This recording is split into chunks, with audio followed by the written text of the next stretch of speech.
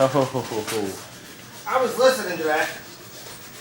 I have to have silence. Now you get to listen to Todd's bullshit for the next 10 minutes. I'm about to show you a very rare game these days. And the reason is the size. This machine is actually bigger than me. That's not possible. It's 4 foot this way, and with the TV on the back, it is 6 foot from back to front. See this compartment? And Jonathan is coming over because we actually have another one of these in the warehouse. Jonathan, what was the number? He's not back yet. I thought it was him. I thought I heard it. Let's go on here. We are going to show you, this machine is going to an arcade in Montana. He's actually vending it. We cannot get any graphics at all for this machine. Nothing has been available for years. So what we've done, our master... Frenchman. That's it, right there. Our master, right there, Stephen. Before he goes out on surgery next week. Oh, he's got the serial number. Go ahead. No, I'm not sure which numbers are what. Okay. Anyway, before he leaves us for a couple weeks, he has to go out and get his knee fixed. He was able to repaint this and get rid of all the ugliness of it. He had to do a little creative license here because this had to be repainted purple.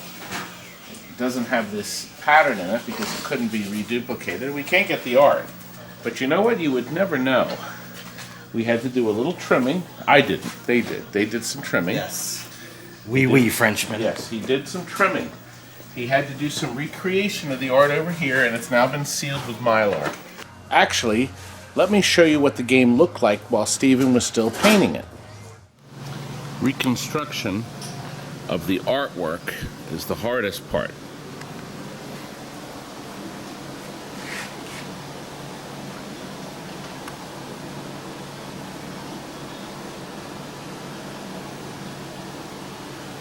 The control panel is going to get resealed here.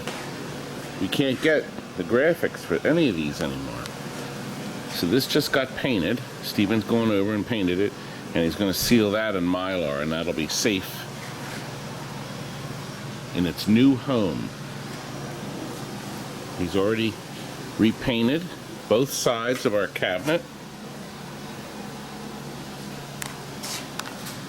A couple more hours, Stephen?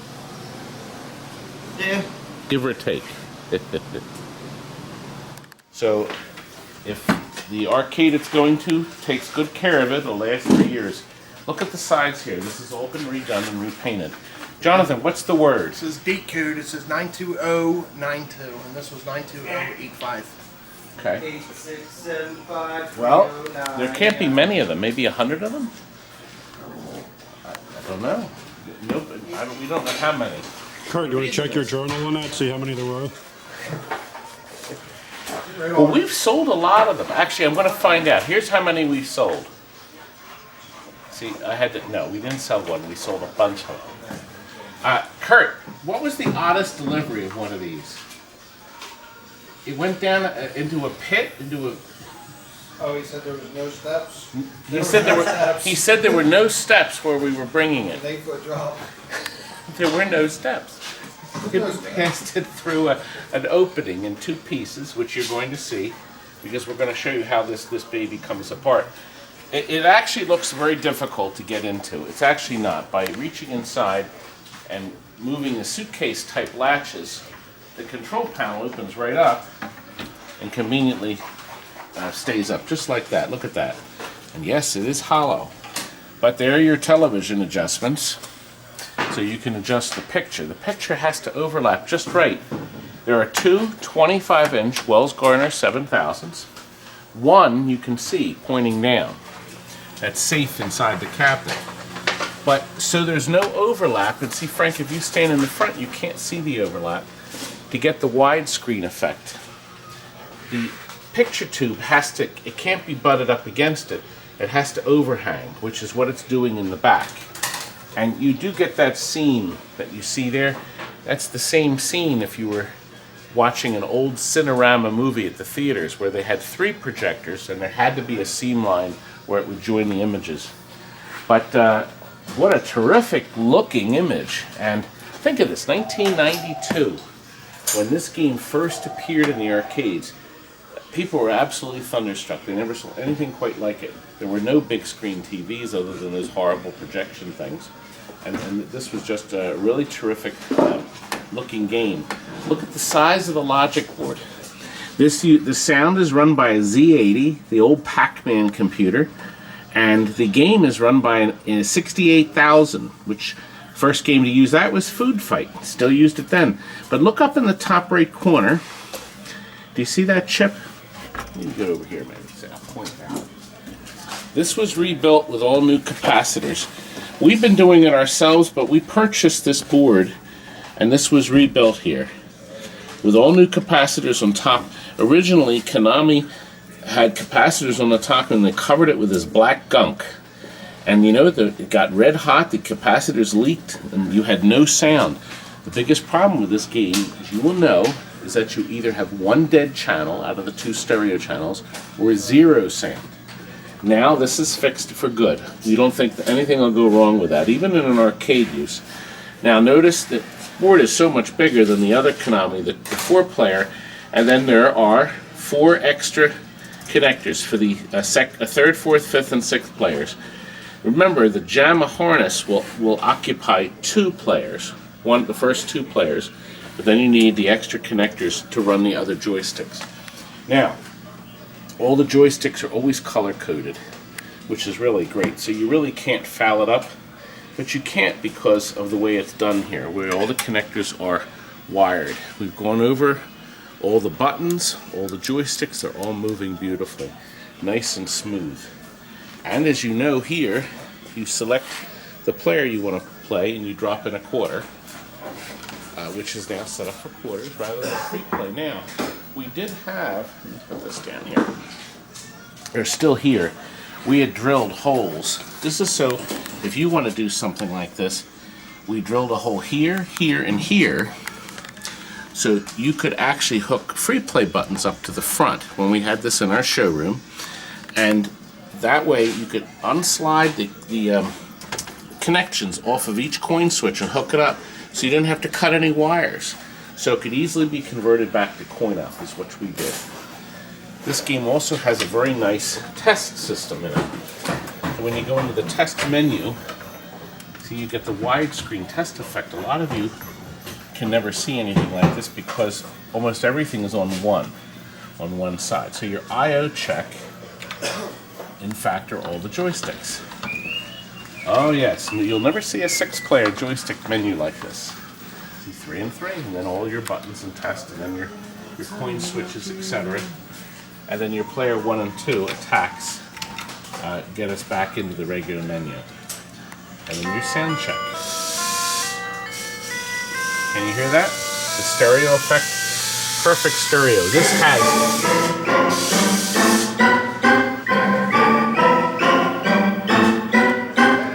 I feel like doing the sound of music.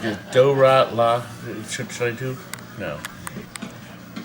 No, I won't. I won't. See, I won't. Yeah. All right, let's exit that. Anyway, now your game options. This doesn't use dip switches. Just like on the other game, you have your adjustments. So we're going to set it up for medium. Good stereo. And I think we'll set up the sound every 5 cycles. We'll let our customer change that if he wants. And your attack button saves all the menu right to the EROM. And it is now officially saved. And look at that spectacular picture. Isn't that something?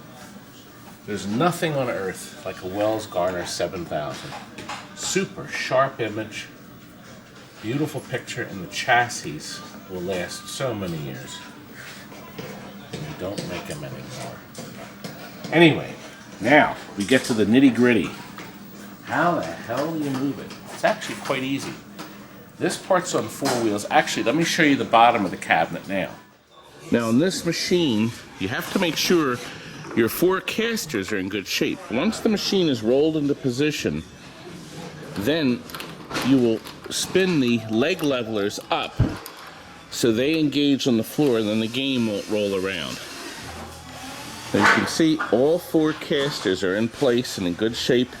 and the 4 wheels too. See, now you saw what the bottom looked like. New wheels on it really make it easy. We open this up. We also have 2 new hinges.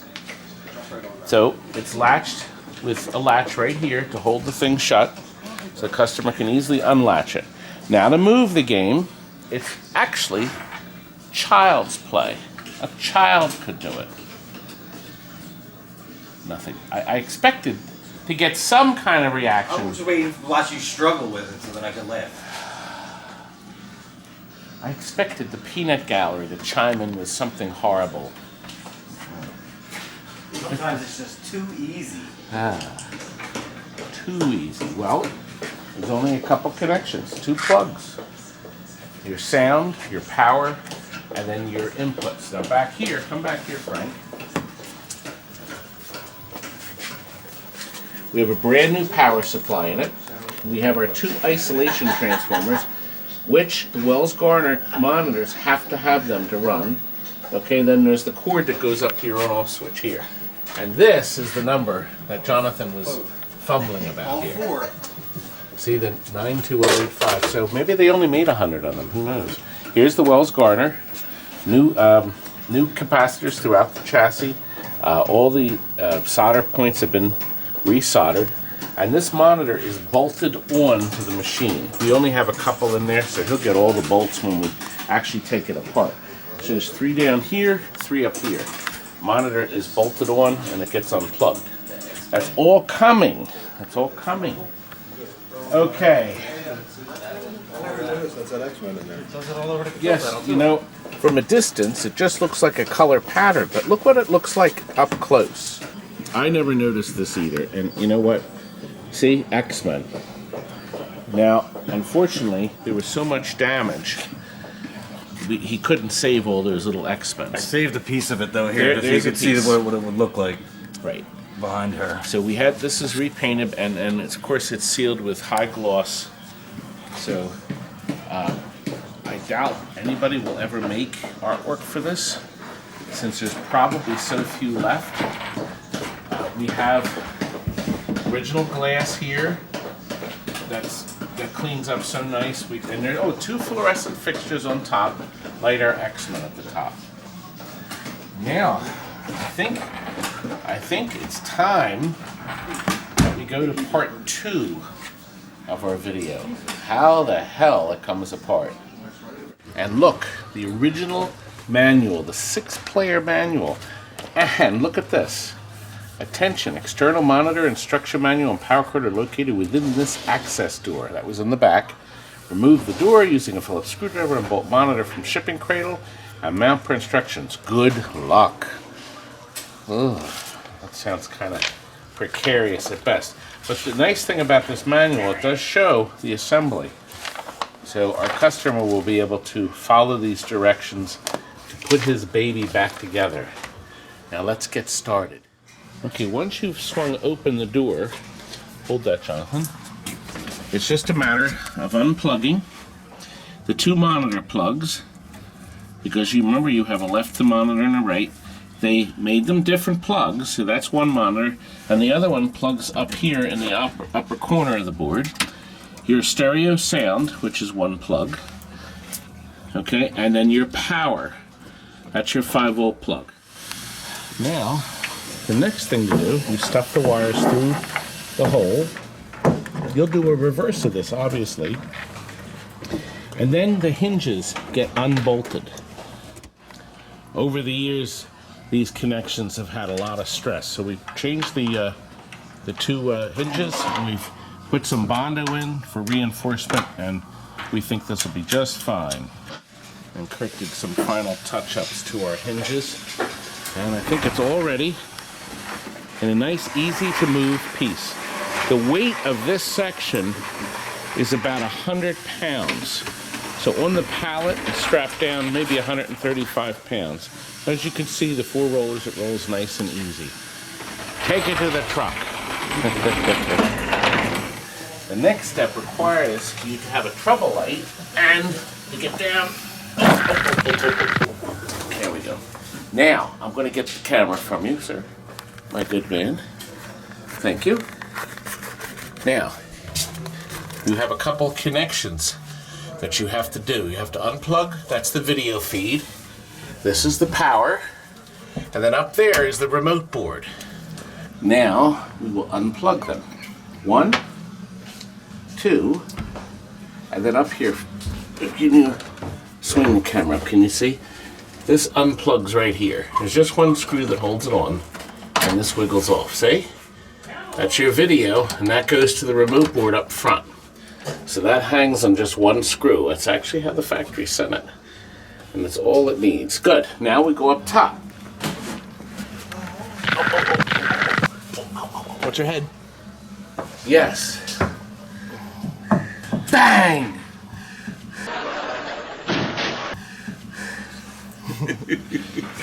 Okay, now, next step, and you have to have two people to do this. You have to take these 3 screws out, and those 3 bolts. Well, there's 3. We have a spare. They've already taken one out. Who took that out? And notice this back door is still off too, so that stays off till we're ready to travel. Okay, gentlemen. And then of course the cables come out. So you will need another person to feed the 3 cables in. We'll set that down. Now we're putting the back door back on the monitor, and the monitor is going to go inside the cabinet and get bolted inside. And now the television set goes right inside for safekeeping.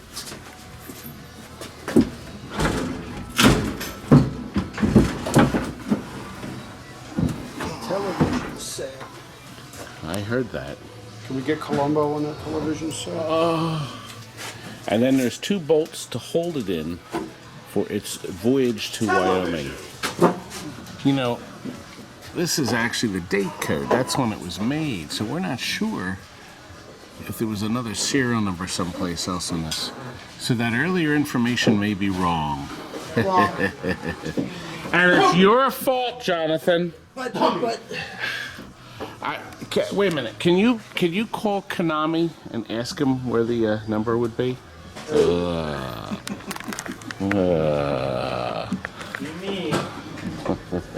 Oh, the peanut gallery. Yes.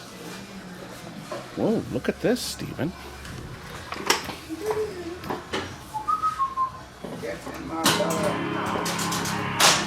Look at that. We've got so many games going out, we just can't keep track of them all, huh? Okay, back door on. There's a screw down there, see? Hey, what's that number for Konami? Let me go get it for you. Hang on a second. It's 1-800-953-1188.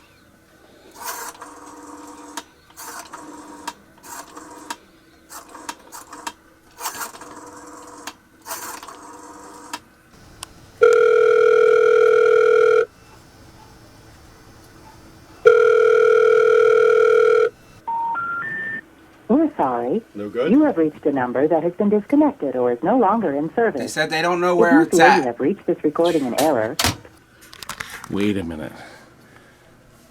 I don't think he really called, did he? What a bad joke. What the hell is wrong with you, you sick bastard? And we did it again. Again, I told you And not I made to. you do it this time. Told you not to. Let's do it. It'll be fun. Okay, Jonathan, are you through being on the floor? Ooh. We're all cracking, huh? Okay. All right, boys. Smoking crack. Get this baby onto the warehouse next door.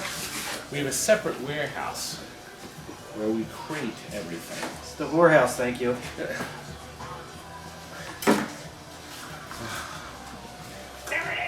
And come on, hurry it up. I'm a busy man.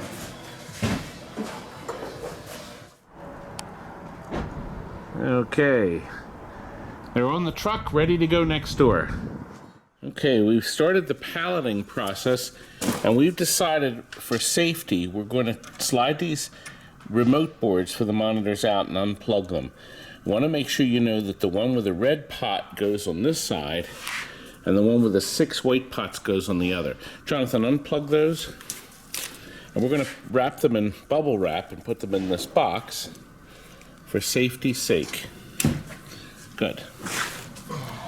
That way there'll be no problems. Now, of course, you're not going to plug anything in until all 3 remote boards are plugged in. You already saw the one on the back.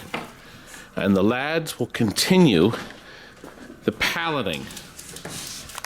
Ha!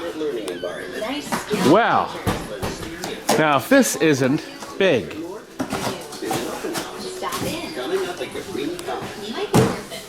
And tall.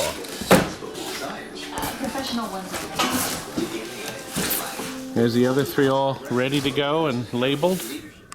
It is now finished and packed.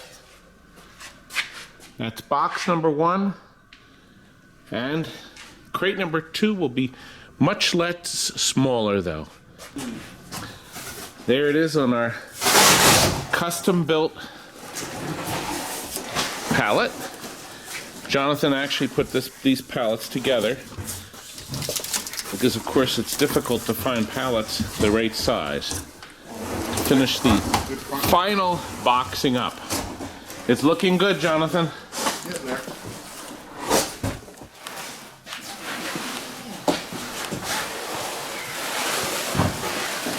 Well, it was quite an adventure, and I'm glad you stuck it out and watched the whole thing. But I have more neat stuff for you to see.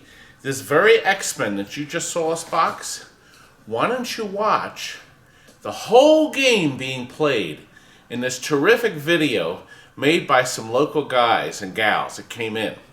Now here is the link right here. Click on this link that will take you to the cosplay X-Men video. The link does not show up, I understand, with cell phones and such, so you may have to go to a main computer to get it on. In the meantime, stick around, we got more videos coming today. Good night. Now get out!